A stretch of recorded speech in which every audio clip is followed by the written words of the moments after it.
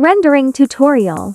I like to use warmer colors for highlights and cooler colors for shadows. I add all the highlights and shadows before I blend them together.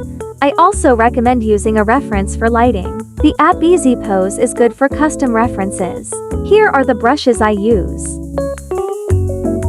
For the actual rendering part, I kind of just soften all the lines with the blending brush. I also use more saturated warm colors around highlights.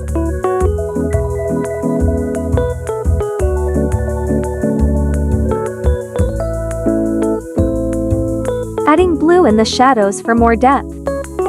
Now for the hair. Same thing for the skin, except I usually only put highlights in first. The process is a bit random, but I basically use variations of the main hair color to make it more colorful, and of course, cool colors are for shadows and warm colors for highlights. It's the same thing for highlights except all light pastel colors.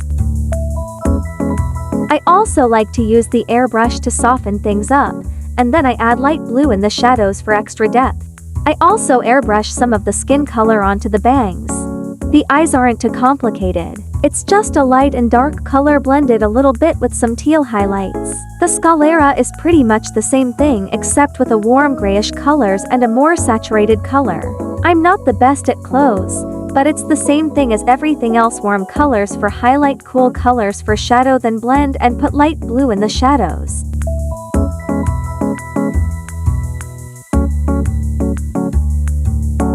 I also put a transparent pattern over the clothes on multiply. I like to color the line art to make it blend in better. Just color pick and darken the color of the area you're going over.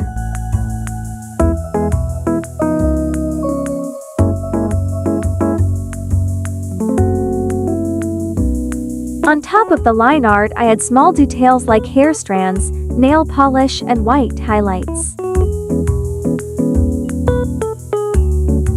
I use a dark background, and on the top layer I make a light source with Gaussian blur or an airbrush and then set the layer to soft light. I usually use a light yellow or pink for this. That's it. That's how I render. I hope this was helpful to you all.